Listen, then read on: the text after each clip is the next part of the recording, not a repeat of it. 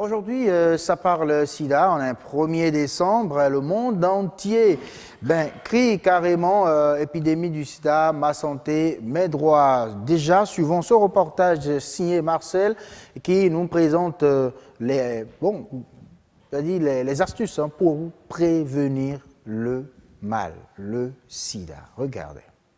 Transmissible par voie sanguine, sexuelle ou encore de la mère à l'enfant, le VIH-Sida touche toujours une frange de l'humanité. Mais pour certaines personnes, le dépistage n'est pas important. Pas de raison fondamentale pour être réticent aujourd'hui à se faire dépister. Parce que si vous ne vous faites pas dépister, vous ne connaîtrez pas votre état sérologique. Et si vous ne connaissez pas votre état sérologique, vous êtes ignorant.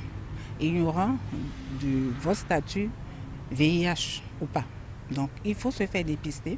Et lorsque vous êtes dépisté séropositif, vous êtes pris en compte, vous êtes pris en charge, vous êtes pris sous protocole, vous prenez vos ARV, vous êtes sous traitement et vous vivez normalement. Au Bénin, le programme santé de la lutte contre le sida assure la coordination des activités pour intensifier la lutte. Pour lutter efficacement contre cette maladie, nous utilisons des méthodes pour contrer les 3 voies de transmission qui sont la voie mère-enfant, la voie sanguine et la voie sexuelle. Donc en matière de transmission sexuelle, nous avons surtout la promotion de l'utilisation des préservatifs, surtout pour les jeunes. Il faut signaler aussi que le dépistage systématique tous les 3 mois est aussi donc une méthode de prévention, ce que les gens ne comprennent pas. Que faire pour éviter le risque de transmission de la mère à l'enfant? Pour éviter la transmission du VIH de la mère à l'enfant, c'est de prévenir. De prévenir, il y a un programme que nous appelons la PTME et de plus en plus on l'appelle ETME. La PTME doit nous amener à l'ETME. La PTME, c'est la prévention de la transmission de la mère à l'enfant, du VIH. Et le TME, c'est l'élimination de la transmission de la mère à l'enfant. Donc il faudrait que toute femme enceinte, toutes les gestantes aillent en consultation prénatale, qu'elles se fassent dépister et au cas où elles sont séropositives, qu'elles acceptent le protocole, donc on les mette sous protocole et qu'elles accouchent dans les centres agréés. À l'heure actuelle, on entend parler de prévention combinée. Une prévention combinée, c'est rien d'autre que la mise en commun de plusieurs méthodes de prévention qui individuellement restent efficaces. Maintenant, c'est comme si on regroupe donc les méthodes et on laisse le choix à la personne d'opérer à un moment donné pour que la personne se retrouve couverte à tout moment. Malgré les progrès réalisés contre le sida, prévenir vaut et vaudra toujours mieux que guérir. Oui, il faut lutter contre le sida. La lutte continue, bien évidemment. On profite de chaque 1er décembre pour rappeler, en tout cas, cette lutte-là. Et là, on en parle bien sur ce grand rendez-vous avec Heureuse Danodé et son invité. Son invité, c'est bien sûr M. Pierre Mpele, président honoraire de la Société africaine anti-sida. Bonsoir. Bonsoir. Merci d'avoir accepté notre invitation. Je suis heureux d'être avec vous ce soir. Vraiment. Bonsoir, Heureuse Danodé. Bonsoir, Assim Gaba. Allez, on se retrouve sur Nature et Bien-être aujourd'hui pour parler, bien sûr, sida. Et surtout, la lutte contre cette maladie qui continue. Aujourd'hui, je dirais, ça fait 36 ans de lutte contre cette épidémie qui a démarré en 1981. Le docteur Pierre Mpele, il est là. Très, très engagé, je dirais. Je vais rapidement rappeler quelques temps de son parcours. Il est ancien représentant résident de l'OMS en Guinée équatoriale, au Togo, en Éthiopie et en 2016 au Bénin. Wow. Voilà, donc en qualité de tout ça, sans pour autant oublier qu'il a été directeur régional de l'ONU-SIDA pour l'Afrique de 2000 à 2004. Donc il est réellement en qualité, c'est la personne vraiment ressource pour nous parler de cette lutte que nous menons depuis 1981. Alors, docteur Mpele, merci d'être avec nous. Merci de nous accorder votre présence ici, malgré votre agenda bien chargé. Je suis très heureux d'être avec vous parce que c'est le 1er décembre. Oui. C'est la 29e édition depuis 1988. Donc, c'est important de remobiliser l'ensemble des communautés pour vaincre cette épidémie, cette pandémie. D'accord. Ben, aujourd'hui, comme je le disais, ça fait 36 ans de lutte. Mais est-ce qu'on peut dire aujourd'hui que la bataille est gagnée après 36 ans de lutte? La bataille n'est pas encore gagnée, mais je crois qu'elle sera gagnée. Parce que l'homme est intelligent. Nous sommes plus intelligents que ce virus. Oui. Et que les stratégies qui sont mises en œuvre aujourd'hui ont été adaptées, sont scientifiquement éprouvées et qu'elles sont mises à échelle. Oui. Mais qu'il y a aussi de plus en plus d'acteurs. Au début, il y a 36 ans, il y avait quelques groupes de personnes activistes qui s'étaient engagés dans la lutte contre le sida. Aujourd'hui, il y a des milliers d'acteurs. Il y a aussi la société civile, les organisations non gouvernementales, le secteur privé qui se sont engagés pour vaincre cette épidémie. Mais il y a aussi surtout le leadership.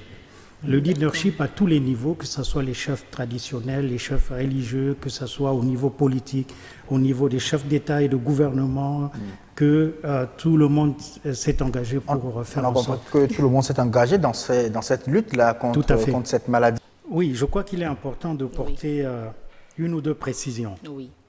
Aujourd'hui, en 2017, 44% ou à peu près 50% de nouvelles infections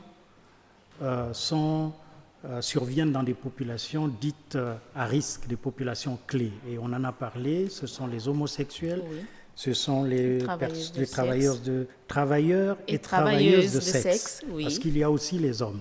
Qui sont des travailleurs de sexe aussi. Bon, est-ce que c'est développé au Bénin? Pas en tant que tel. Je crois qu'il y en a. Je ne dirais pas l'importance, mais il y en a.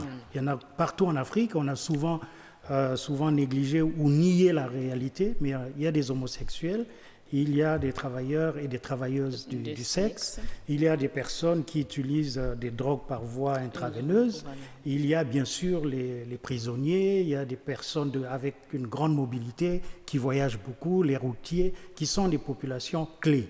Mais j'ai dit une nouvelle infection sur 2. Mais il y a l'autre partie qui est aussi très importante, qui est la jeunesse. Oui. Il ne faut pas oublier que notre jeunesse est encore dans une situation de plus grande vulnérabilité. Entre 15 et 24 ans, il faut concentrer nos actions vers cette jeunesse. Mais il y a aussi le fait que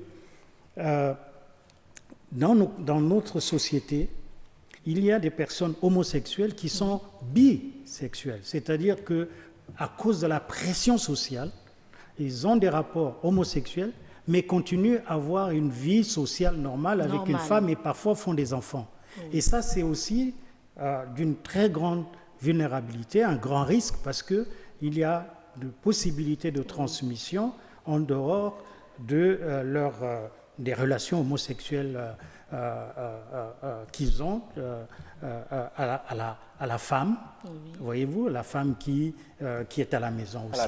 Donc je pense que c'est très important. Les copines aussi qui sont... Absolument, il est important d'en tenir compte et de prendre en considération toutes ces populations-là pour que notre action soit beaucoup plus efficace et qu'on arrive à mettre fin à cette pandémie ou cette épidémie. Voilà, et je vais peut-être rebondir sur ce reportage réel. Vous avez parlé de la jeunesse également qui, d'une manière ou d'une autre, constitue aujourd'hui une population à risque.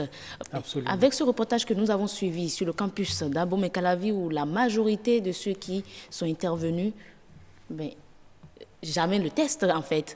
Ils n'ont jamais fait le test de dépistage. Ils ont avancé les arguments et tout. Il faut absolument qu'on développe des possibilités de dépistage volontaire et parfois même anonyme ou même des auto-dépistages, parce que ça existe aujourd'hui, parce que c'est le carrefour de toute notre démarche vers la fin du sida. Quand on connaît son statut, on est séropositif, on peut avoir accès au traitement. Et on sait que le traitement aujourd'hui peut vous amener vers une charge virale zéro. Cela veut dire que vous pouvez vivre comme tout le monde et que vous ne pouvez pas transmettre le virus. Mais il y a aussi le fait que lorsqu'on a fait un dépistage, on peut être séronégatif. Et quand on le sait, on se met dans des conditions de préserver cette séronégativité. Parce que quand on ne le sait pas, on est dans une espèce de doute, on ne sait pas si on est positif ou négatif, mais autant le savoir. Parce qu'aujourd'hui, le sida, c'est une maladie chronique, les traitements sont marchent très bien et sont accessibles. Vous savez, il y a 30 ans, à partir des années 1997, où on a commencé les antirétroviraux, on prenait jusqu'à 12 pilules par jour, toutes les 3 heures, toutes les 4 heures. Aujourd'hui, avec un seul comprimé, on est très bien, on se porte très bien et on arrive à avoir une charge virale zéro. C'est très important. Mais aussi la jeunesse, je veux dire, comme c'est des universitaires qui parlaient, des jeunes à l'université, il est important de savoir aussi que la prévention doit aller vers les jeunes filles. Il faut que les jeunes filles fassent attention. Les jeunes filles qui ont des rapports avec des personnes beaucoup plus âgées, qui, elles, ont déjà une longue histoire sexuelle. Souvent, ce sont des personnes âgées qui contaminent les jeunes filles, les plus jeunes filles, 15, 16 ans, 18 ans, qui sortent avec des personnes beaucoup plus âgées. Donc là aussi, dans le cas de la prévention, il faut cibler, il faut avoir des stratégies qui sont adaptées à notre situation pour penser faire reculer l'épidémie du sida. Parlons d'âge. Le taux de prévalence est beaucoup plus important dans quelle tranche d'âge? On a dit dans les populations clés, où les prévalences sont les plus élevées, mais aussi dans la tranche d'âge de 15 à 24 ans ou 29 ans. Voilà les populations qui sont les plus concernées, surtout en Afrique, où la transmission est essentiellement hétérosexuelle. D'accord. Vous avez rapidement parlé des actions à mener pour en finir, même si on peut pas en finir définitivement avec... Il faut être optimiste. Et je pense qu'on va en finir. On va en finir parce que l'histoire de la lutte contre le sida est extraordinaire. C'est une histoire récente. On n'a que 36 ans depuis la découverte en 1981 des premiers cas chez les homosexuels, parce que à cause de la promiscuité sexuelle qu'il y a dans ce groupe de population, on découvre le sida dans des personnes qui ont perdu leur défense immunitaire. Et tout part de cette annonce du New York Times aux États-Unis qui titre le 3 juillet 1981 sur la présence chez 41 homosexuels du sarcome de Kaposi, qui était un sarcome qu'on retrouvait beaucoup plus en Afrique centrale, qui a d'ailleurs été décrit en 1852 en Afrique centrale, mais qui se retrouvait chez des malades homosexuels qui avaient perdu leur défense. Et donc c'est là d'où part toute l'histoire du sida dans le monde, avec un peu plus de retard en Afrique. Parce que, et voilà, en Afrique, quand est-ce que le mal s'est réellement, l'épidémie a réellement fait ravage en Afrique? Vous savez, en Afrique, souvent nous les Africains, on est toujours très sceptiques. Mais dans ce cas du sida, on pouvait comprendre. Je dis on pouvait comprendre parce que le sida avait été décrit aux États-Unis. Donc les Africains se sont dit, c'est pas notre problème. D'abord parce que c'est très loin, mais aussi c'est pas notre problème parce que nous ne sommes pas homosexuels. Voilà pourquoi. Parce que c'était le mal des homosexuels. Des homosexuels, et puis petit à petit, des Haïtiens, beaucoup d'Haïtiens aux États-Unis qui étaient à la fois homosexuels, et puis à partir de relations hétérosexuelles, ça s'est répandu dans les populations haïtiennes. Et puis les hémophiles qui ont reçu du sang infecté par le VIH, c'était la maladie des 3 H, homosexuels, haïtiens et hémophiles. Mais finalement, vers les années 1984, on se rend compte que la transmission est hétérosexuelle et que les Africains sont aussi concernés. Et qu'en ce moment-là, on se voit tout de suite en face de cette maladie grave, qui est un problème mondial de santé publique. Et les Africains, dans leur scepticisme, ils disent c'est le syndrome imaginaire pour décourager les amoureux. Tout à fait. Voilà. Laissez-nous faire l'amour, et surtout ne nous dites pas que nous avons le sida qui vient des États-Unis, c'est une maladie qu'on ne connaît pas. Et là, nous avons réagi avec une lenteur au niveau individuel, mais aussi au niveau étatique, où les gens ont dit non, ça ne nous concerne pas. Et le mal a pris le temps de siéger. De bien sûr devenir une épidémie généralisée. Mais selon certaines idées reçues, le virus serait venu des singes. Bon, c'est vrai qu'il y a un virus qui est semblable, qui s'appelle le SIV, le virus du singe, qui était semblable avec le VIH. Mais je vais dire aussi, le VIH, ce n'est que beaucoup plus tard qu'on dit VIH. Au départ, en 1983, lorsque le professeur Montagnier découvre le virus du sida dans un ganglion d'un malade qui vient de l'hôpital La Salpêtrière à Paris. Ça s'appelle LAV, c'est le virus des ganglions gonflés, voyez-vous. Mais ce n'est qu'une similitude, ce n'était pas le même virus, même s'il y a beaucoup de ressemblances. Voilà. Et que le virus du singe avait été retrouvé en Afrique, en Sierra Leone, en République démocratique du Congo, autrefois Zaïre. D'accord, mais si le mal, on comprend que le mal a commencé quelque part, pas en Afrique, mais pourquoi aujourd'hui, après... C'est toujours difficile de dire, parce que les Américains, ils ont un système de surveillance qui marche très bien. Voilà. En Afrique, on n'avait pas ce système de surveillance où on pouvait détecter une nouvelle maladie qui apparaissait. Donc on ne peut pas forcément dire, si les malades apparaissent en 1981, c'est sûrement qu'il y avait déjà des cas en 1979, et d'ailleurs on décrit un cas d'un malade, d'un chirurgien américain qui aurait été contaminé en 1979 au Zaïre et qui était séropositif. Donc voilà. Je vois, mais pourquoi aujourd'hui l'Afrique est le continent qui recense ou qui enregistre le plus de cas? Tout simplement parce que... malgré les nombreuses luttes en cours. Non, au départ, nous avons connu dans les années 90, ce qu'on appelle les années de braise dans le domaine de la lutte contre le sida, où nous avions eu l'impression que cette épidémie, cette pandémie allait finir l'Afrique.